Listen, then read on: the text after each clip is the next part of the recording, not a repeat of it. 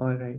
Hi, everyone. Welcome to today's event where we digitally launch the book Narrative of Ganga, a Citizen's Report, which is a product of a lot of effort, which started with the India Rivers Week 2018 conference held in Delhi on the topic, Can India Rejuvenate River Ganga?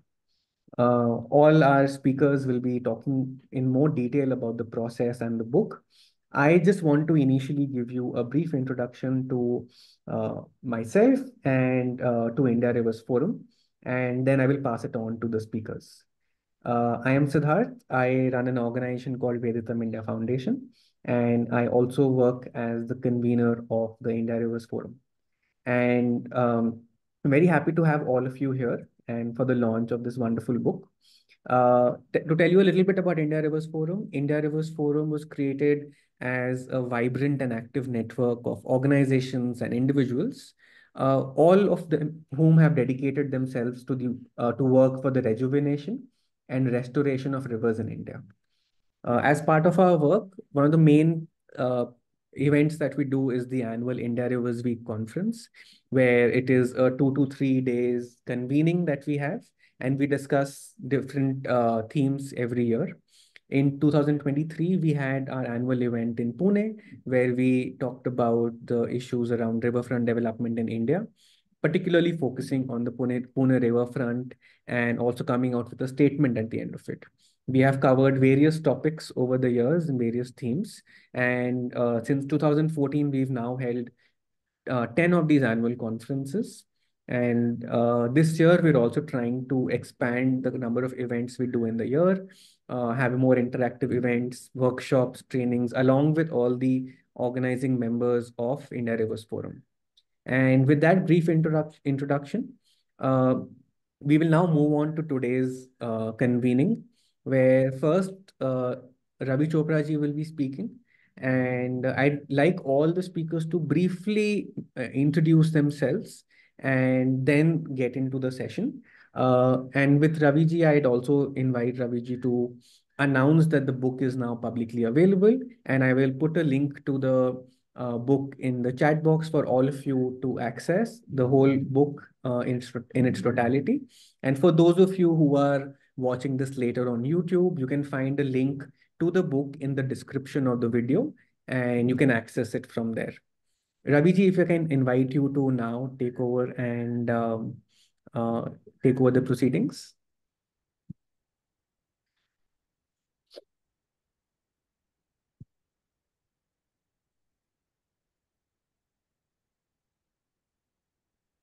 Hear me? Can you hear me? Yes, yes, yes. Okay. I'm having some difficulty. Okay. The audios and the video has been restored. So I have to give an introduction about myself. Okay, I'm a grand old man, very old, ancient. Uh, most of my professional work has been in academia or with People Science Institute. Um, I my main areas of interest have been on water resources, particularly rivers, and the restoration of Himalayan springs and streams. I am happily retired now and not so active on the academic front.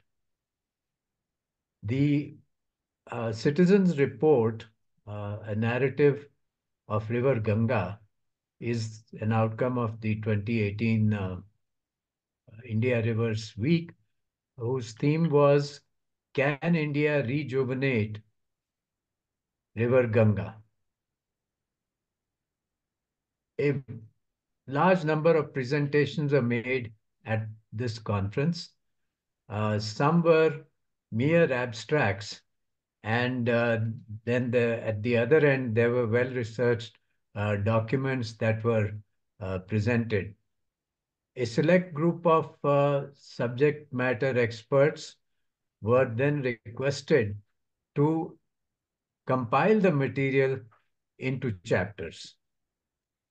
The editors, Manoj Mishra who's unfortunately no more amongst us, um, Manu Bhatnagar, and myself, then spent a long time, I dare say, a whole bunch of years, interrupted by COVID and other activities. And we worked to try and ensure that there was adequate treatment of the material in each chapter, as well as there was consistency between the different chapters. The draft chapters were then submitted to experts like Dr. Brij Gopal, who also is not with us anymore, Doctors Rajiv Sinha, A.K. Gosai, Prakash Nautiyal, Nachiket Kelkar, um, and I'm sorry if I'm leaving somebody out. And of course, our very own Himanshu Thakkar was also roped in. Um, the final round of editing and changes led to the copy that Siddharth is going to help share with us the soft form on the India Rivers Forum website. Uh, if he has not already posted there the link is on the link is with us now in the chat box. The book has something for everyone. It's not a mere compilation of the material that was presented at the India Rivers Week, uh, but it has something for the lay reader, for the academic, researchers, journalists, activists, administrators, and I dare say policymakers. Um, there are uh, there are recommendations regarding the rejuvenation of River Ganga, and I hope that the uh, persons who are tasked officially with this work will review those recommendations and take them seriously. The book has several nuggets.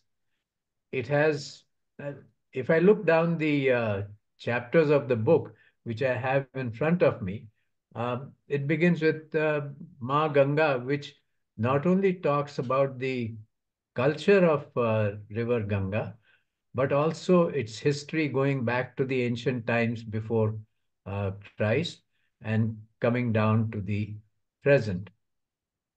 There are stories about how people viewed the Ganga as the greatest river in the world before the Christian era. Then, if you go into the geomorphology of Ganga Basin, to which Dr. Rajiv Sinha contributed heavily, um, uh, an exciting feature of this chapter is the geomorphology of the southern Ganga basin. Uh, in fact, I would go to the extent of saying that the amount of material covered here on the southern Ganga basin, which includes not just the Yamuna sub-basin, but also the various rivers like Chambal, Ken, Betwa, Son, Tons, etc., that arise from the central Indian highlands, but also the rivers like Damodar, which rise from the Chota Nagpur plateau. Uh, there is the geomorphology of all these areas, and then we get into the hydrology of river Ganga basin of the Ganga basin. And here again, the unusual aspect is that not only are we looking at the surface hydrology, but we've also looked at the groundwater hydrology. The book deals with floods in the Ganga basin. And to me, an exciting chapter was the Sundarbans Delta. There are a lot of interesting pictures that you might want to look at carefully. The section on biodiversity of the Indian Ganga basin, and I'm emphasizing the Indian Ganga basin because this is a transnational river, uh, has benefited a lot from the work of Dr. Prakash Nautiyal, who's with us, as well as the Wildlife Institute of India. Uh, Besides the section chapter on cleaning of river Ganga, I would like the readers, the future readers, to go through the chapter on the conservation and protection measures in the Ganga basin. Here we are dealing not just with the official efforts that were made um, in this respect, but also the efforts of various people and activists, including Dr. G.D. Agarwal, who gave up his life for the sake of the river. Um, these are discussed at length in the book. There's a chapter on the legal protection effort, the health of the rivers in the Ganga basin, as well as how it has become a victim of rapid economic growth in the country. And this chapter deals primarily with the various controversies surrounding the river and its environment, things like the uh, hydropower projects, interlinking of rivers, the Farakka barrage, the riverfront development, as well as inland waterways. Um, the the um, the efforts made through Namami Gange are also discussed in a chapter, as well as the way forward. And I hope that the way forward will not end here, but many of the readers will take up this issue and take it forward in the years to come. I am, of course, sad that Manoj Mishra is not here uh, today. Uh, he persevered with the editing of the book till it was physically possible for him to do so. And I'm very grateful to um, Manu Manu Bhatnagar for persevering till the end without the two editors, that is Manoj and myself. I do admit getting tired before the book was actually completed. And the final document that came out also had a lot of inputs from uh, Manu Bhatnagar's team at Intact, particularly Dhruv Shah, the graphic designer. So thank you all, and I hope you enjoy reading the book as much as I enjoyed helping putting it together. Thank you. Thank you. Thank you so much, Ravi ji. Uh, for everyone, we've put a link to the book in the chat, and we will also email the link to you once the event concludes today so that you can have access to it. We'd love for you to share your thoughts about the book with us, share the book in your circles. We'd love to hear from more people.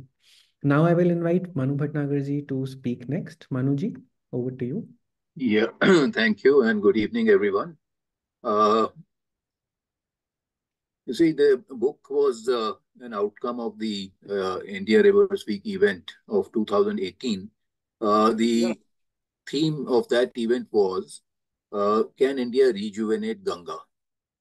And, just after any conference, although there's a lot of inclination to put all the papers into, the outcome of the seminar or conference, but there's also a lot of fatigue. And so we rolled on into 2019. And thereafter, we were overtaken by COVID for a couple of years. So while matters did continue in some, fashion, sporadically over the internet, but we never really came around to doing it. Now, what also happens is that, we are in such fast moving times that it doesn't take long for any data to become dated.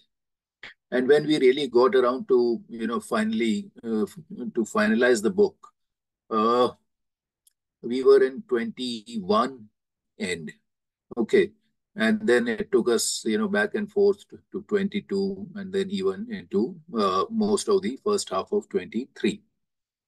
Now, this, we had to update many of the data sets which had been presented at that time, because we could clearly see that we have been overtaken by more recent material. Moreover, there are other, for example, inconsequential changes. Allahabad became Prayagraj, but we had always mentioned Allahabad, and we have stuck to it mostly. Uh, then, it took us a long time to read, arrange, do the graphics to make the book presentable, and we got a very fine shot for the cover as well. Uh, Reading the book line by line, I think I became more acquainted with the material. And what I would like to say is that the book is a reader for anybody who wants to, know about the Ganga. And actually, it's not just even, saying that narrative of the Ganga would be a little slight misnomer, because the book deals with the basin. Although the book hasn't really gone into the transboundary aspects, though it has been sort of touched upon, both by way of the rivers which are coming in from, or the part of the basin which lies in Nepal, and also towards the tail end, the Sundarbans Delta, which is more in Bangladesh than on the Indian side. So we have been able to give a very comprehensive picture for any reader who starts about reading about the Ganga or wanting to know about the Ganga. This book presents very many facets which are generally not touched upon. So we have biodiversity, we have got geomorphology, we have got chapter on floods, we have got some context about the cultural aspects. We also have the wildlife sanctuaries. And so we also put in three very large maps. One map deals with the movement of the Ganga, the main stem of the Ganga. We refer to the 1786 map by James Rennell, the first Surveyor General. And we then related the current position of the Ganga to the Ganga in 1786. And that showed the very significant movements throughout the entire length. In fact, in one place, we found that the river had moved by almost 20 kilometers. So that is also shown in a very large size map. We have another map which shows the all the wildlife sanctuaries in the basin, and a third map. I'm not immediately able to recall it. So three very large maps of which would be quite useful and interesting to readers. And this is how gradually there was a lot of exchange back and forth. The experts, Professor Sinha, Himanshu Thakurji, and others, they also reviewed many of the relevant chapters. And so we hope we have come up with a book which would be really useful to many people who are concerned about the Ganga and also about rivers in general. I've also put up this book to the Secretary, Ministry of Water Resources, with the expectation that the book will be read by some of the decision makers, and also that there would be a larger, perhaps even an international seminar with the riparian countries also being involved, because it's not possible really to conserve the Ganga merely by looking at it within the political boundaries. So with these words, I'd like to pass the baton on. Thank you, Manuji, for the introduction and the depth about how much effort it has taken and what kind of effort went into reviewing it and then producing the many maps and graphics that are part of the book.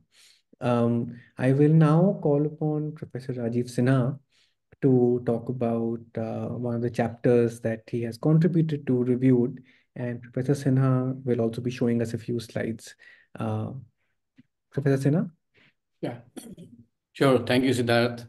And thank you, Ravi ji and Manu ji, for giving us such a wonderful background of this book. And of course, we all mourn the death of Manoj Mishra ji, who was really inspiration towards the this book as well.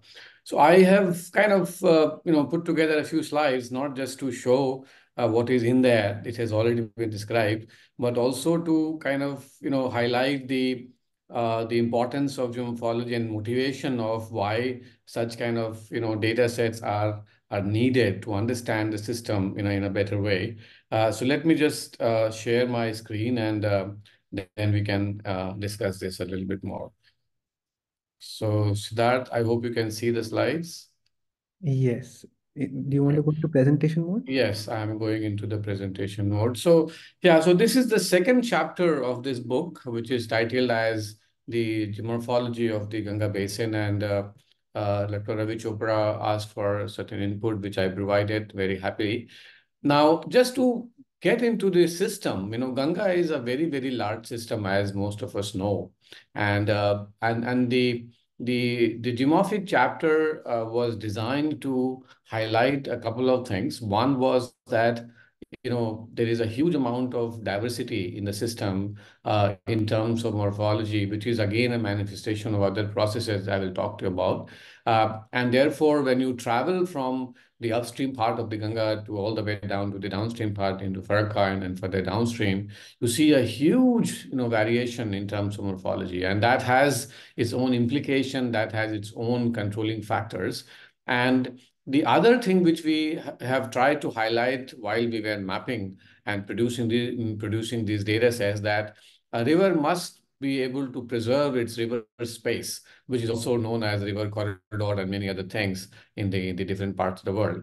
So the concept of river space basically comes from, the mapping of the active floodplain and the valley margin of the river. Valley margin is a more of a geological feature, and a river floodplain is a more of a dynamic feature, which is governed by the hydrology and the other processes and so on.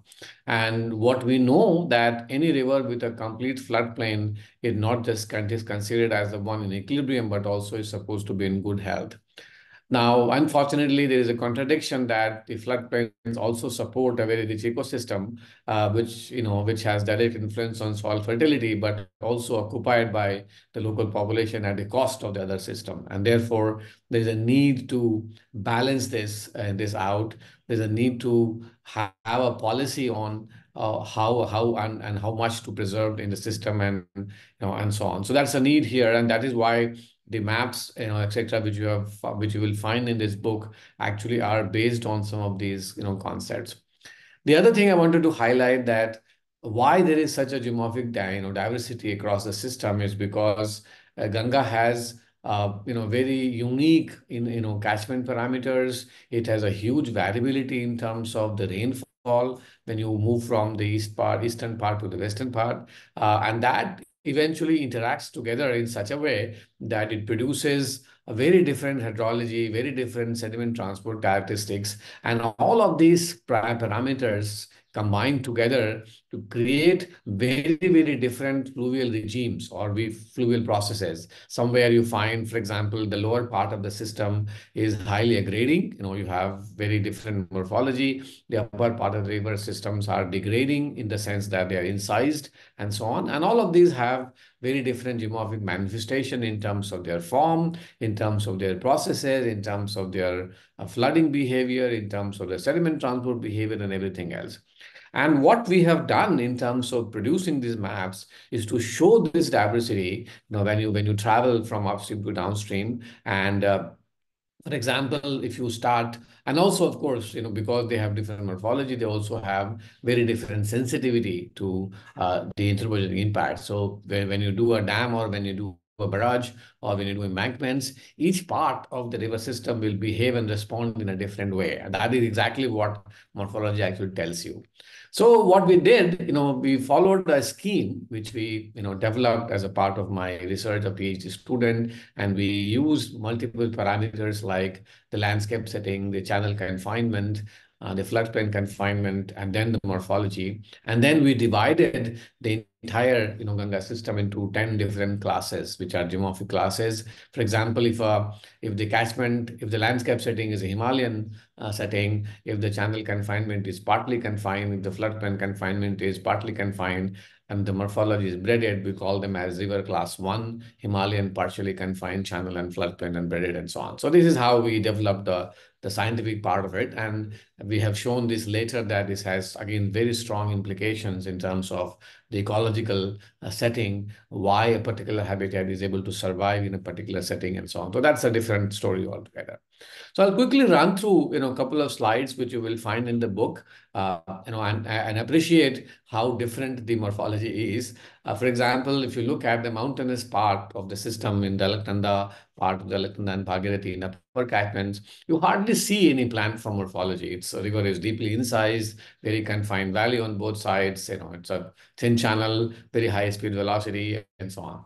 The moment the river, comes down to Haridwar, you start seeing a very wide floodplain, a very diverse kind of a channel morphology. You go further down, to Narora, again, the morphology changes to slightly more meandering type, and so on. And then if you go further down from here, again, the river has very wide, river space, slightly narrow channel, large bars coming up, and then if you come down to Kanpur again, anybody who has been to Bitur, you have very incised sections, almost 15 meters of high, cliffs on one side, whereas the other side is basically flat. So it's a asymmetrical, profile. Morphology is again very different, and so on. So we have all tried to highlight these, features up here.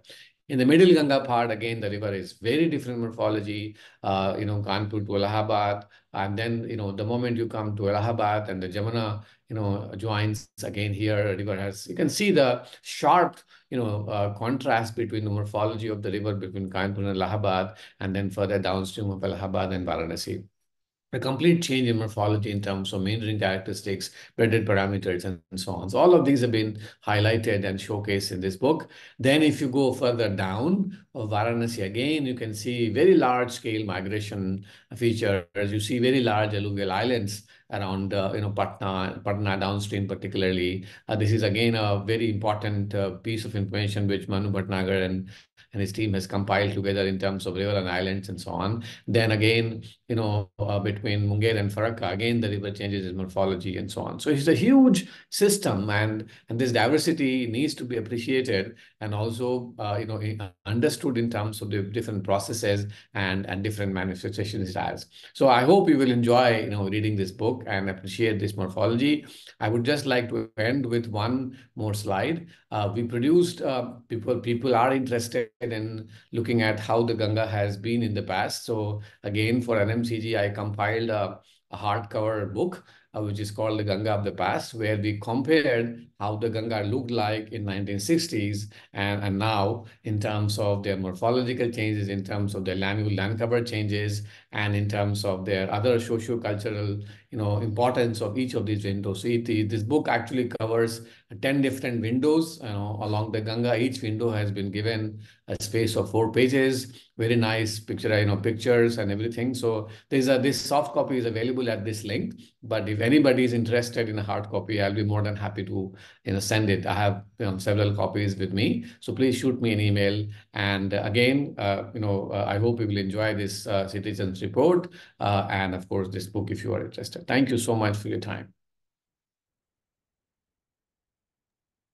Thank you so much, Professor Sinha. I think readers will find it very insightful to learn about the geomorphology of the river and how it's changed, and learn more about the different dynamics in the different sections of the river. Now I will call upon Professor Prakash Nautiyal to speak with us. Professor Nautiyal. Thank you. सर्वप्रथम मैं अपना प्रणाम भेजता हूँ सभी उन लोगों को जिन्होंने इस किताब की अस्तित्व में लाने में उन्होंने जो कार्य किए हैं, उनको मेरा प्रणाम है। रवि जी, चोपड़ा जी, ठक्कर साहब, मनु जी, they have all been very, I should say, kind of large-heartedness. I appreciate that. And I also thank each one of you to have given me a place here today on this great launch of the Citizens Report. I think such reports are very rare and they are very necessary for the society because they can reach society. And we know that today societies have become very important. To introduce myself, I am a retired professor of zoology from Department of Zoology, HNB Gurgaon University. But apart from that, my reasons for walking into the water are quite different. The reason is that I started my PhD work on a fish we all today know as Himalayan Mahashi. It's now endangered. 40 years since I started my research on that fish. And then I gradually, there was a report at that time from Nainital that the fish is declining. That was the report which I came across, and that made me select a topic fish for the work. And when I was studying the various aspects of its biology, and there were things like food and feeding habits.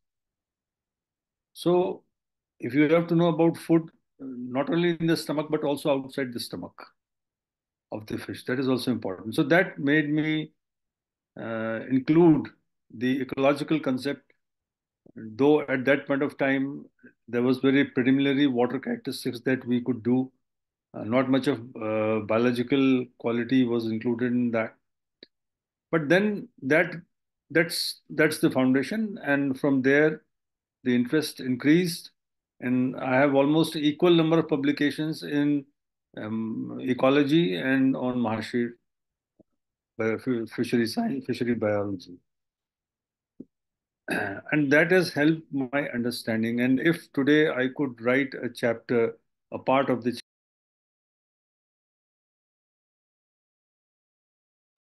Professor Nautyal, you'll have to unmute. I think it's gone on mute. So, if today I am talking about these things, it's basically it owes its genesis to the requirement to know the environment of the fish, and thus there is ecology, and then there is fish biology and fisheries ecology also. At this moment, I would like to. So, I hope I'm clear that my interests are about both ecology of the Himalayan rivers and the Yamuna in the Central Highland region. That has been my main interest. I would have gone further into the Western Ghats also, but somehow that did not materialize because I wanted to grow my knowledge of how the various mountain systems in the subcontinent are and why they are different. They are different, no doubt. So I hope with those few words, I would like to, on this occasion, also remember Professor Bij Gopal. Uh, I owe understanding of the subject from him also. There have been others also, but he is also there. So I would very much like to, remember him on this occasion. Now, having said that,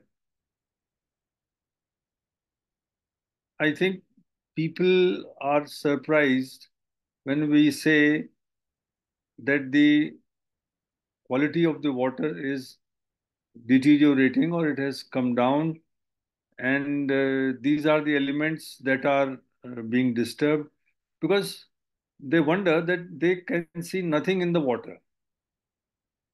Nothing is visible in the water. Even fish is not visible unless they have a net, unless they have a hook and line. Everything is invisible.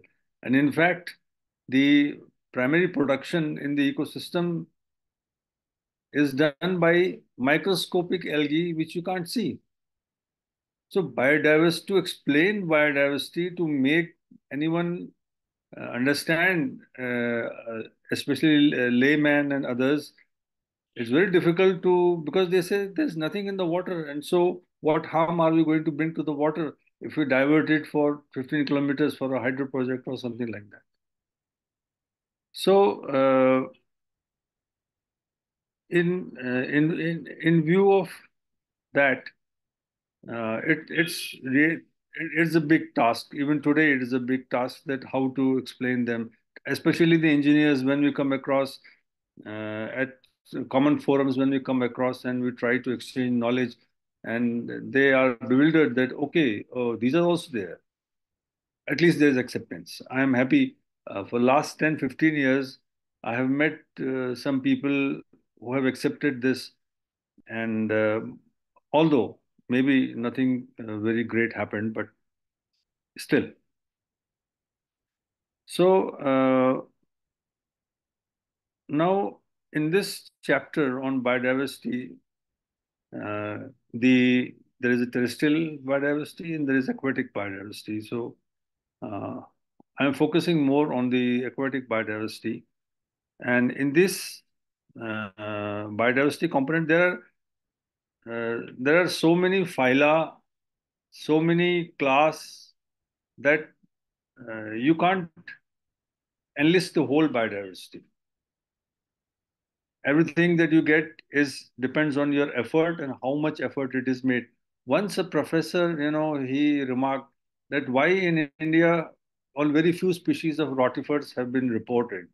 And that is because there were few scientists who were studying rotifers. So it is simply the knowledge increases when there are more and more people.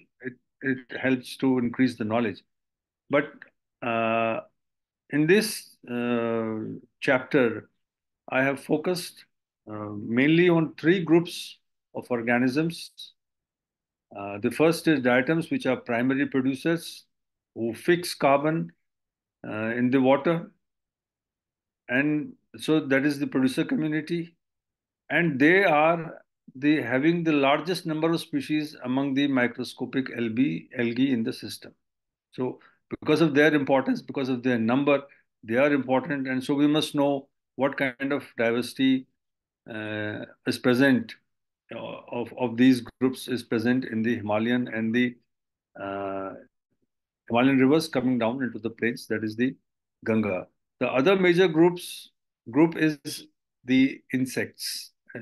Insects, you all know, are the have large number of species and most diverse group. So, and they are at ecosystem level functioning as uh, as detritus feeders and as uh, grazers. So they come into the chain, one through photosynthesis and other through detritus. So they convert detritus. So that is a source of energy for that group. And ultimately, they are fishes. Again, amongst the vertebrates, the largest number of species belong to fish. So that is the reason why these three groups have been given importance in the whole study. I restricted myself to up to Varanasi because that is where uh, we did the most of the studies up to that region. Beyond that, of course, I did not have any information, and whatever information there was from past that has been included in this section. So, having said that, I would like to make one point, and that point is that it's clear we cannot resurrect the river. We cannot. Then what is the way out? The way out is management. But today, in our country, we yet do not have this concept in place of managing rivers. So, if management it has to be started, and for that monitoring is desirable, and the assessment not just through oxygen and BOD, but through these communities which are very important in the system. By assessment through them is important. And in the European countries, we have a water framework directive. The European is there. There are others in the USA, but unfortunately, India doesn't have it. And I don't know whether it will have it or not. But my point is that if we can have a census for human beings every 10 years, why not for the biodiversity? So with these words, I thank once again all the persons who have brought this beautiful book. They have they've injected life into the Ganga through this publication. I wish all best from my side. And thank you so much once again. Thank you so much, Professor Nautiyal, for giving us a background into why the importance of looking at particular species who play such different roles in the ecosystem, in the river ecosystem. I'd like to invite Himanshu ji next to talk to us. Himanshu ji? Yes.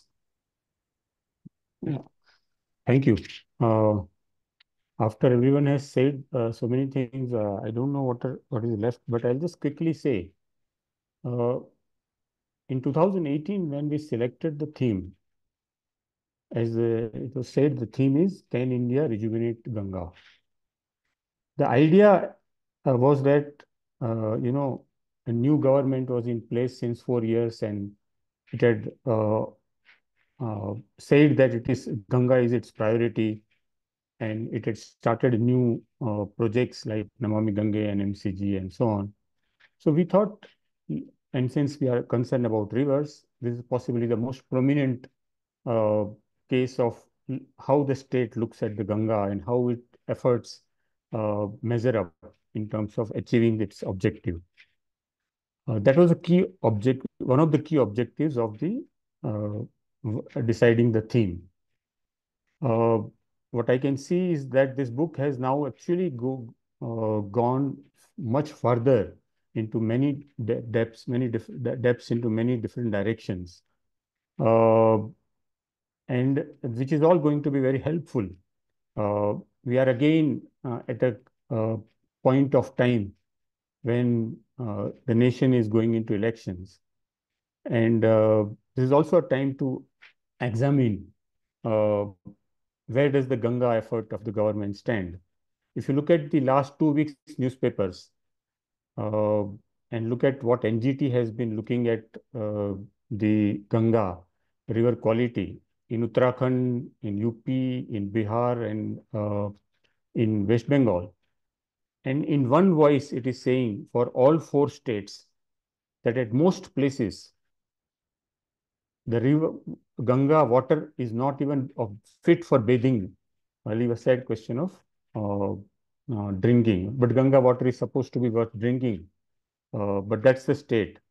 It is talking about the STPs not functioning, untreated sewage going to the river, the floodplain not getting protected, and so on. So that tells us something about the state of how far the state has achieved success in terms of rejuvenating Ganga. Uh, but this report comes out with many other different directions also. I think Professor Nautiyal ended with a very important question that why can't we have census of biodiversity of the river? Uh, and that's a very important question. Do we have even baseline status of the situation, say, when the effort started and so on? But this kind of questions, there are a lot many that can be asked. And if this report is, of course, going to be very helpful in understanding a lot of things. But if this report is to go to much wider and create a debate that original idea of the IRW was in 2018, then possibly we need to make much more effort to raising questions on different dimensions, different questions that the report is raising. And we need to push those questions. we'll need to push that advocacy in a very fearless, independent way. That was the objective, without any conflict of interest, without any this thing. Just for the cause of the river, we need to do that.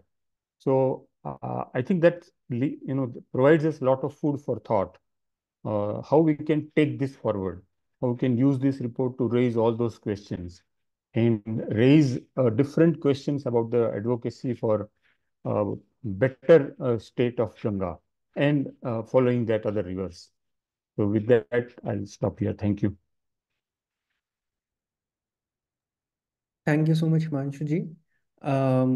Just want to wrap up this bit and invite questions. So please raise your hands or put your comments in the chat and we'll try and answer them in relation to the book only. So we'll limit our scope in relation to the book.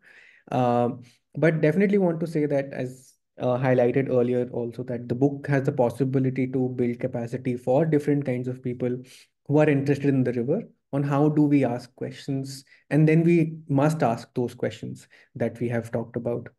There are questions of governance, questions of biodiversity, questions of management, but the task or the act of asking the question, I think, is quite essential, and the book can help us in asking the right questions or preparing towards asking those questions. I think that responsibility then falls upon us on what do we do with this incredible collection of knowledge that has been put together in a very sharp and concise, with a very sharp and concise focus.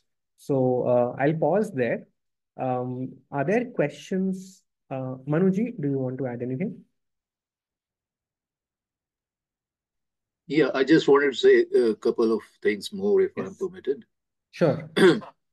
One is that the book has not pulled any punches. We have addressed every issue like interlinking of rivers, waterways, riverfronts. So nothing has been left out. I would also like to add that at the end of each chapter, there are humongous references. So for any researcher, this is a huge resource, and the book contains it all. Yeah, thank you. Thank you, Manuji. Are there any questions from folks who are here, from friends who are here? Anyone? Do you want to unmute yourself and ask the question if you have any?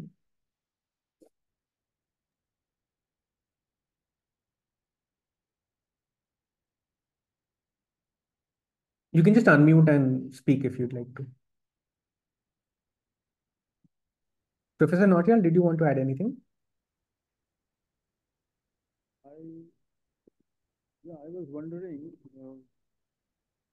like IIT Kanpur has some Gangapedia, that kind of digital information. I wonder if similar thing can be derived here also, because having a book, it may not be readily read by anybody. But maybe if it is brought out in that way, it would be more accessible. I don't know. I just have a wild idea. Right, sure. So you mean something like a GIS platform, which showcase? Yeah. Okay. That's a great suggestion. I think we'll have to talk about how we can put that together if we can, and Yeah. why to do it. But I think that's a great idea so that people can look at it. Yeah, because all this information that you have accumulated over here and all those themes, each of them can be just expanded into anything. Yeah. Each of them can be a different layer of information which can be used. Yeah. Great. Since there seem to be no questions, are there any thoughts anybody'd like to share? Ravi ji? Yeah, I just wanted to ask Dr. Sinha, Rajiv Sinha, if he can tell us whether the Gangapedia effort is being sustained or has it just plateaued out? I mean, the Gangapedia was developed by one of our colleagues here, and it was primarily focused on agriculture-related information, and it did not contain anything more than that. It was targeted to a very different audience, and So Dr. Prabhakar from Computer Science Department, he was hosting that for quite a while, but I haven't followed it up with him. He is now since retired, but he still keeps coming to the campus. But if I bump into him, I'll check whether he has added any more information to that. But then I think what Dr. Natyal was saying was that something similar can be developed. But that this platform which he's talking about has to be a very different platform. It has to be, primarily a web GIS based platform, which we can do. It's not a big deal. We have, for example, all the data or all the maps which I have provided. We already have the entire data set in a GIS mode. So the morphological layers of the entire system, Ganga system, is already available. Similarly, the data sets on Biota, whatever little data sets are there, they can be, overlaid as a layer. These are very simple things, for people who use GIS kind of a things. I'm sure Manu Bhatnagar knows all of that. He did very similar things for River and Island very recently. So these things are possible to do it, but a short answer to your question, Gangapedia is not, equipped at the moment to handle this kind of data sets. Thank you. Anil ji. हाँ सिद्धार्थ जी दरअसल दो मेरे concern थे। जी एक तो ये है कि मतलब 19 में इस रिपोर्ट का ड्राफ्ट मैंने देखा था ना, 19 से 24 हो गया। इसमें जो नमामि गंगे प्रोग्राम चल रहा है, क्या इस रिपोर्ट में नमामि गंगे प्रोग्राम के अंतर्गत जो भी चेंजेस आए हैं उनको भी शामिल किया गया है? एक तो ये मेरी थोड़ी सी क्यूरियोसिटी थी। दूसरा मैं ये जानना चाहता था कि अगर जैसे हरिद्वार से ही देखें, लगभग 90% डाइवर्ट हो जाता है कैनाल में वाटर, फिर अब जैसे बिजनौर में जाएं, नरोड़ा में जाएं, फिर जैसे जैसे नीचे जाएं उनका पूरा डाइवर्ट हो जाता है वाटर। क्या उस वाटर के डाइवर्जन में भी कोई स्कोप इस रिपोर्ट में शामिल है हमारे इस बुक में? मैं ये थोड़ा सा जानना चाहता हूँ कि उनके क्या समाधान हो सकते हैं। Thank you. I'll invite the editors to maybe chip in. Manu ji. Ravi ji, would you like to speak or shall I? आप बोलिए पहले। अनिल जी, ऐसा है कि जितनी भी सहायक नदियां हैं उन सब का भी इसमें जिक्र है, और उनकी जो हेल्थ का क्या कंडीशन है वो भी लिया हुआ है। जितनी भी नदियां हैं उनमें जब डैम जहाँ पे भी आ रहा है या कोई डाइवर्शन है, उसके बाद कितना पानी रह रहा है उसमें नदी में, ये डेटा भी दिया हुआ है। तो आप अब एग्जैक्टली आप क्या मतलब चाहेंगे वो आपको देखना पड़ेगा, मगर कई जो है ये डेटा आपको नॉर्मली इधर उधर नहीं मिलेंगे, and we have tried to include them all.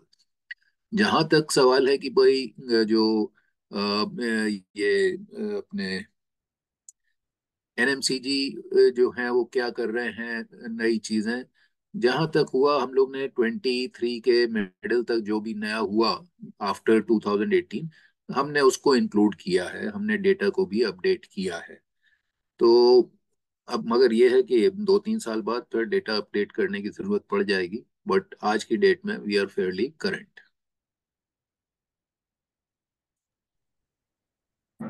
Anil, मैं समझता हूं कि तुम्हारे सवालों का काफी हद तक जवाब आ गया है। कुछ बचा है? नहीं ठीक है, मैं थोड़ा मैनेजमेंट की, क्योंकि वो जो डाइवर्ट हो रहा है वाटर, तो जहां जहां पे इरिगेशन के सिस्टम थे, क्योंकि अगर वो इरिगेशन की नीड होगी तो फिर वहां पर तो वाटर भेजना पड़ेगा। अगर उस वाटर को कट डाउन करके रिवर को रिजेनोवेट करने की कोशिश करते हैं, ई फ्लो को मेंटेन करने की कोशिश करते हैं, तो वहां के लिए क्या ऑप्शन है वो थोड़ा सा मैं जानना चाहता वो तो आप रिकमेंडेशन सेक्शन को आप देखें तो उसमें बहुत सारे यूजफुल रिकमेंडेशंस हैं, और जो किसी भी सब बेसिन के लिए या ट्रिब्यूटरी रिवर के लिए कौन से बिल्कुल एग्जैक्टली रेलिवेंट होंगे आप वहां से देख सकते हैं। Okay, thank you. मुझे अभी याद आ गया, जो थर्ड बड़ा मैप हम लोग ने इंक्लूड किया है, that is also very interesting map.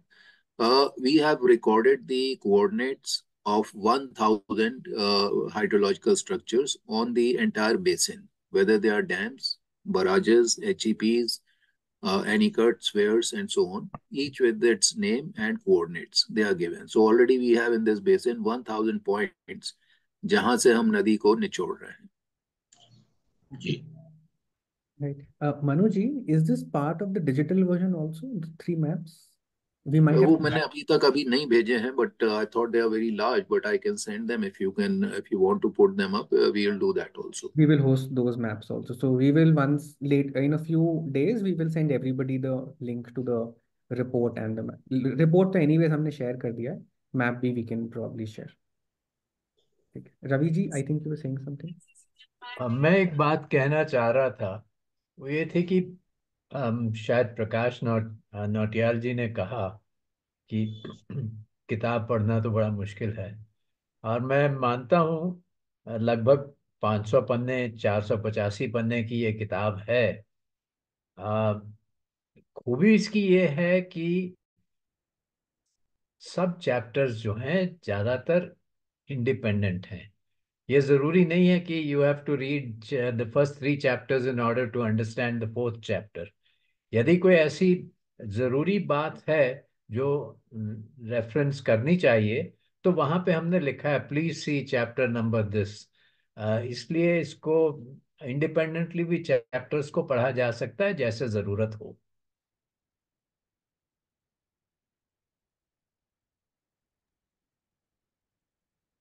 Thanks, Ravi ji. I think knowing that is useful. Otherwise, reading the seventh chapter can feel like a huge task if you have to start from one every time. Um, any other final, Manuji, did you want to add anything? But an editor has to read every line. Absolutely. So I think So, huge commendation for all the editors to have put this together. I've read. चलिए, in any case, there are many other very interesting, aspects. For example, the chapter which is about the health of rivers, it not only talks about all the, data sets of the CPCB at various, not only in the main river, but also in the tributaries, but it also speaks about the 2016 State of India's Rivers exercise, which was carried out by India Rivers Week, in which it had been sought to develop a index of river health based upon floodplains, riparian vegetation,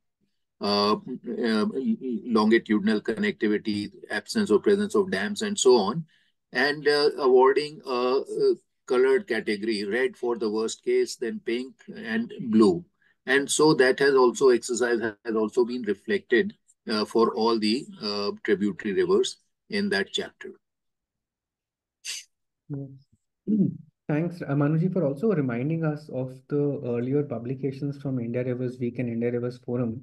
I'm putting a link in the chat here, and for those watching later, I'm putting a link in the description of the video where you can find a list of publications that have come out over the years, including the State of India's Rivers report, which has the system of how the River Health Index was formulated, along with a table of which category those rivers fall in, at least at the time of the making of the report. And like we've discussed, like Manoj had also mentioned earlier, that maybe in every 2-3 years this report or the data needs to be updated. So I think the value of also putting this report out in the public domain is that it's not necessary that we do it. The format is out there, the data for today is out there. You can tomorrow pick it up and also update the data, and feel free to and feel happy to share that with us. We'll be very happy to see that you've made that effort, and we can reshare it with the updated data.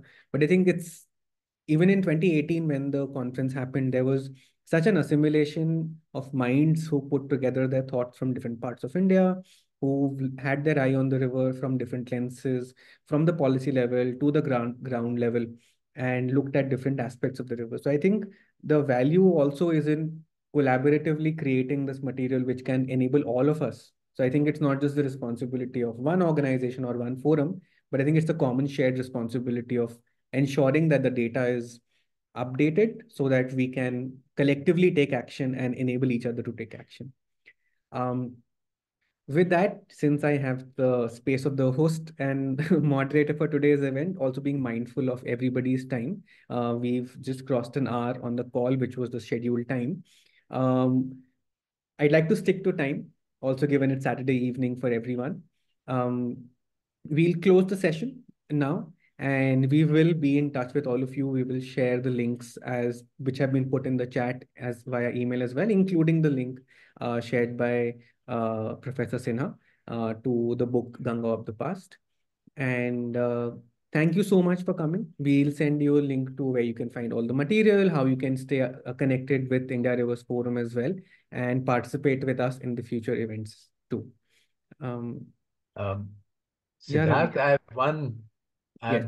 While we were all talking, I did remember some important people whose names I left out. Amongst them are Dr. R.K. Sinha of Patna University. उनका भी काफी material हमने इस्तेमाल किया. Vijay Paranjpe helped us with some of the material. And I was personally helped by Dr. Nachiket Kelkar, who's also attending this program. और उनको तो मैं अभी भी बॉदर करता रहता हूँ समय समय पर.